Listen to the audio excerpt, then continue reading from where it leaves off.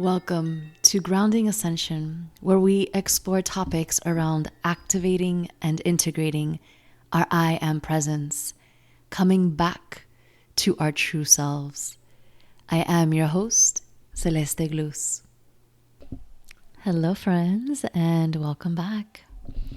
So, as I promised, today I will be sharing with you more on the Divine Feminine and specifically the Rose Path.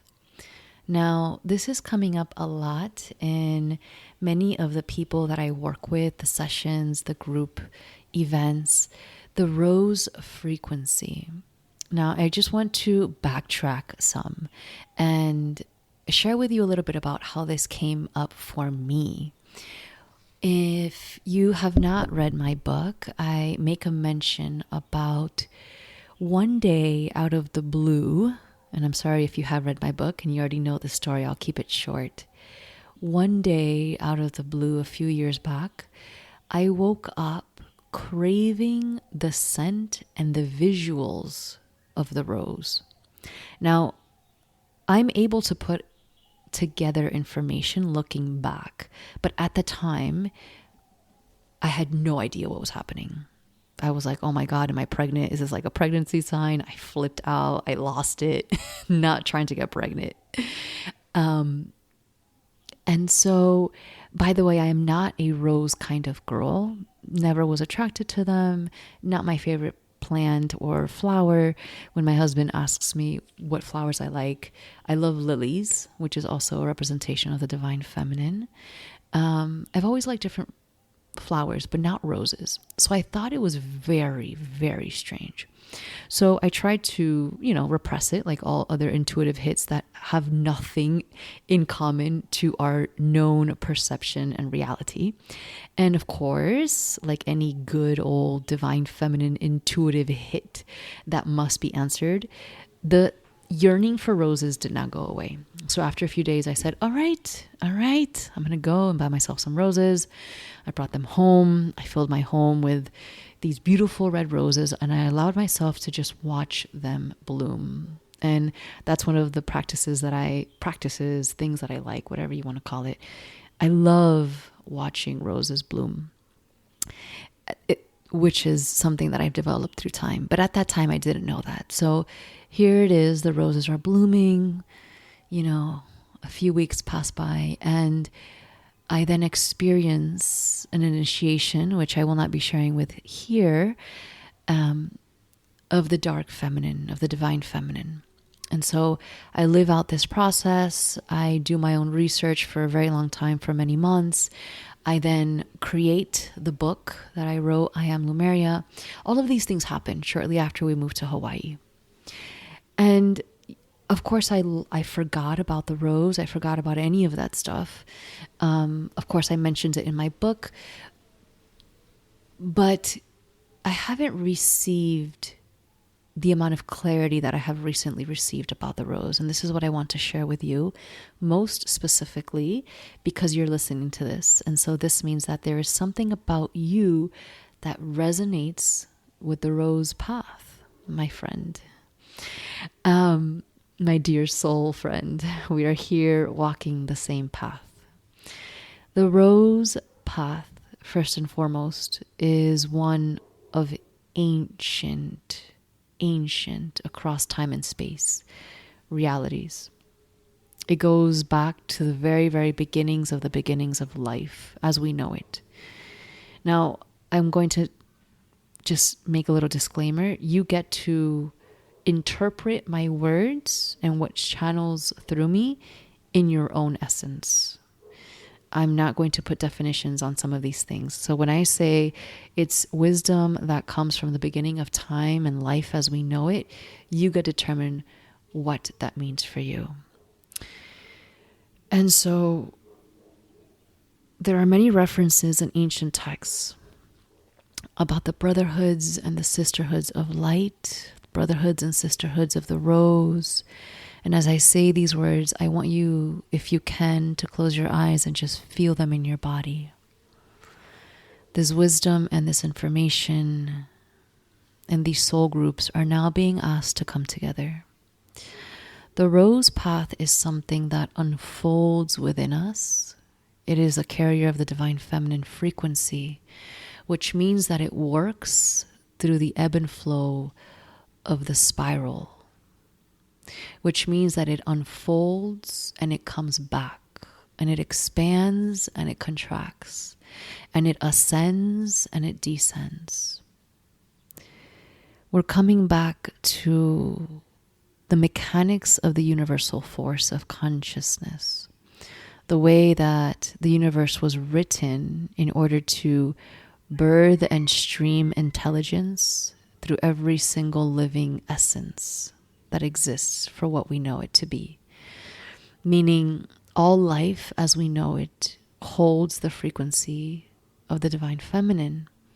And in our human mind, in our human story, we are called towards this path through the essence of the rose. Now, we can be called to this path in many, many, many different ways. I only share with you one way, which is how I was initially called. Now, after the calling, after the yearning of the rose, I was initiated, and then I was asked to just sit and receive for a very long time. I worked with mentors. I read everything I could get my hands on. I did sessions with people. I mean, I just received. I had no idea what the hell it was. But my soul was not going to be at peace until I continued to receive. And so that's what I did. And I didn't know it. I did it without knowing that I did it. I hope that makes sense. And if you're listening to this, you know exactly what that means. You are asked to do things without even knowing why for a very long time. And so the path of the rose is just that. And this is why the blooming of a rose can be so profound. Really the blooming of any flower, but specifically of the rose because of its petals and because of the colors and the way that it's structured with the thorns and the leaves and the seed and the bulb. There's just so much about a rose that can teach us the unfolding spiral of wisdom that is birthed through time and space to show us the essence and the beauty of this human life experience. The path of the rose, and more specifically for me and what I'm streaming through, is the path of the ascended rose, the ascended Lemurian rose, bringing forth the ancient wisdom of the beginning of time and grounding it into this now as we ascend as a planet. And that's just my particular frequency of the rose that is streaming through me. And so I ask you, what frequency of the rose calls you? And there are an eternal number of rose paths that you can take, but the path is one. So just like the spectrum of colors, there are infinite colors in a crayon box. And then even when you talk about the ability for the human eye or the third eye or the all-seeing eye to see colors, it's infinite. But the spectrum is one. And so the path of the rose asks us first and foremost to center, to breathe, and to start tapping into our hearts, to start coming back to the wisdom of love. And if you haven't listened to some of the podcasts about the path of love, I recommend that if it resonates, you go back and do that, because I'm understanding more and more the layers of the path of love and how it's intertwined with the path of the rose. So those of you that I've met and continue to meet on my human journey with tattoos of the rose or being called by the rose or just have that in your essence, like, you know, there's something about you. And maybe you're like me, you're like, I don't even like roses, but for some reason I'm listening to your voice right now. It's not logical. It's your heart. It's your heart that's asking you to be sat with, perhaps for the very, very first time, like me. And when I say your heart, I mean your true heart, the deeper layers, behind all the noise, behind all the mess. It's actually a difficult thing to tap into. And the rose asks that we have the courage to stand tall like her stem, to withstand the thorns of life and claim them as ours, not something separate. I once heard somebody talk about the new rose having no thorns. And at first it sounded very pretty. And then I said, wait, how does that resemble our human experience? How does that resemble, excuse and pardon me for the visions, but how does that resemble the shit of life? The mud, the messiness, the disgustingness, the atrocities, all of the things that are part of our human experience. How is that alchemized? Yes, we can talk about a new earth that at some point every single person on this planet will have the consciousness to choose otherwise, but unless we're not in a human body, we're still going to experience certain things, and those things will be reflected as the thorn. They will be fully alchemized and fully accepted and embraced. But what one person may see as a thorn, as a danger, other will see as pure beauty and strength and protection and boundaries.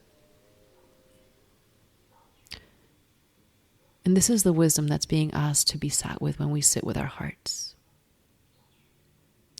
And I think my voice is even lowering now so that you can create enough stillness and presence to receive this transmission, to understand that the rose is a very direct path to the heart. And then when we are ready, the gates will open and bring us down to our wombs. Man, woman, child, gender, it just doesn't even matter. Everyone has an energetic portal around the womb space. For men, in some traditions, it's called the hara. And it doesn't even matter what we call it. It's the seat of our soul in this universal story of life. And this is where the rose brings us. And maybe you're in relationship and you're a man and you're receiving this wisdom, and perhaps you hear it from a woman, and perhaps other circles or other schools of thought haven't included men in this path of the rose. And I invite that to be a new paradigm, because the rose is calling everyone. We can't do this alone. We can't do this with women alone. We can't do this. Men can't do this alone. This is unity. This is unity beyond what we know as unity to be. And the rose asks us to first sit with ourselves and create a pure and clear window into our hearts, into the depths of love, into the depths of power and wisdom and innocence and eroticness. Our wild nature merged with our childish innocence. That is the gateway to our womb. That's the gateway to the consciousness of the divine feminine. That is a representation of the path of the rose. And as a short disclaimer, there are many rose paths. And perhaps if you're drawn to one that is completely different, I honor that. That's your frequency of your rose path. But what I'm sharing with you, as I usually say, is my perception and my experience of what I'm asked to be sharing at this time. And the rose path is one of truth. Something that's very, very hard to come by on this earth, at this plane, at this time. And you know what I'm talking about if you're listening to this. The deeper knowledge, the deeper truth, the reason why your soul is thirsty and reaching for more and yearning for something else and asking and asking and asking. The satisfaction and the desire principle. I just recently created a webinar video about the connection between our true desires and the divine feminine. I'll put that link below. But that's the beginning of the rose path. Getting clear about what is your true desires. The rose asks us to clean up our lives first and foremost. And that's one of the first things that I had to do with myself And in relationship, we had to clean up the way that we were in relationship with each other and the life that we were living. And we had to get very honest about what we were doing with our life and how we were showing up to the higher destiny. And that higher destiny is not logical. So it took to say, we're going to leave everything and trust this intuitive gut feeling that we have to move to Hawaii. And we don't know why, and we don't know what's there. And we have no reason to do it other than Celeste has been meditating for a few years with it. And every time that we're on this land, we feel something. We can't put a finger on it. We don't know what it is. And we damn sure have no expectations. But we know that we're being called and pulled. And that's the path of the rose. The willingness to uphold yourself with the thorns of life and to watch yourself bloom into the unknown. But seated with that long stem that continues to bring you back to the truth of your heart, that continues to bring you back into the expansiveness of the womb within you, which is the portal to universal consciousness, which is the portal to all wisdom, past, present, future, which is the portal to creation as we know it, to creation that is aligned. And that's the next step of the rose. Once we are on the path, once we have received enough to be clear and say, I accept, I am part of this brotherhood and sisterhood, I am part of this path, I am ready to take responsibility, I am ready to reclaim the wisdom of my womb. Reclaiming the wisdom of the womb is part of the rose path. Reclaiming the wisdom of the womb means reclaiming universal knowledge, ancient intelligence, future idealistic, multidimensional understandings that you have within you, that you know are possible, that have been given to you, yet you don't know how it's going to manifest or be played out. Reclaiming womb wisdom is allowing yourself to sit in the seat of all that you are and embrace the spirals of life. Embrace the cosmic swirl of consciousness that brings us back 100 times over to the same lessons so that we can go deeper within ourselves and in relationship. The path of the rose asks us to be in sacred union first and foremost with ourselves, and then perhaps if it's your path with another. That sacred union will be the reflection and the grounding of the rose frequency. And that's something that is coming in very strongly at this time, that the rose asks us to come back into union. And our union with ourself and with another, our beloved, I don't want to say just another. I want to say our beloved, meaning our sacred partner in this life. Whoever that you are in relationship right now, if you're listening to this, you're not just in relationship with somebody. You're in relationship with somebody who's very important on your path. It doesn't matter what title you have with that person. It doesn't matter where you are in that path and journey of relationship. That person right now is a reflection of you in your path of the rose. And the rose brings forth really powerful and strong lessons for people in divine union. Divine union with self and divine union with another. And so the rose asks for integrity. Reclaiming womb wisdom means integrity with your sacral chakra, integrity with your sexual force, integrity with the way that you express yourself in this world. Coming back to a Christed heart, coming back to a heart of pure love. And that pure love is, like we talked about, the spectrum of colors. It's erotic, it's wild, it's innocent, it's divine, it's everything. It has no definition, but it's anchored in its womb and it's integral with its values. And these are things that are hard to first sit with for yourself, right? Like, holy shit, what? Integral my values. Like, I never even sat down with my values. Most of us live out our values subconsciously. But I think to sit with our values and to give them a name and to say, you know what I value? You know what I value in myself? You know what I value in another? You know what I value in a relationship, in a friendship, in a family member, a soul member? When I say family member, I say soul member. And these values are important for us to get clear about because they will start to rewrite our patterns. And once we can have clarity, and not to say that we have clarity, we put them in a box and we have to live those things out for the rest of our lives, but to have clarity so that when we are put in situations that are testing that clarity, and let me tell you that the rose path will test you. If you're on this path and you're listening to this, you have now received a fractal of the frequency of the rose. And if you choose to take action of any sort with this information,